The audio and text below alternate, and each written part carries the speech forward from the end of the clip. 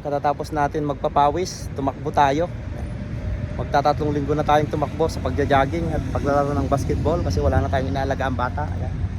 Dito lang po, dyan lang yung park na tinakbuhan ko. Ayan, inigot ko yan. Ito ay ang Le Méridien Hotel. Ayan, nabinuksan ni Lid yung Queen Elizabeth ng England. Ayan, Le Méridien Hotel. Ayan.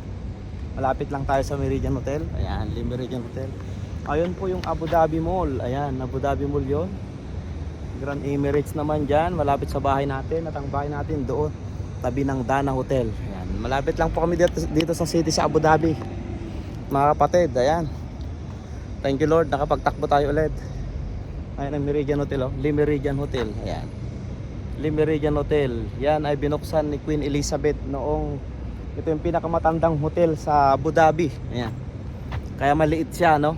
Maliit tignan, palapad kasi yan yung unahan daw na hotel na binuksan ni Queen Elizabeth ng England. Ayan, ay ng UK. Ayan, UK yan, Le Méridien Hotel. Nandun naman yung Abu Dhabi Mall. Ayan, Abu Dhabi Mall yon. Ito ay Grand Emirates Market, malapit sa bahay. At yan ang Dana Hotel. Ayan, kulay blue. Sa likod niya, nandyan po yung bahay namin. Diyan kami nakatira. Ayan, dito lang po kami sa Abu Dhabi City. Ayan.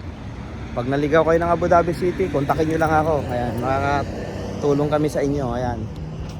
Thank you and God bless us all. God bless, God bless, God bless. Ayan. Thank you Lord.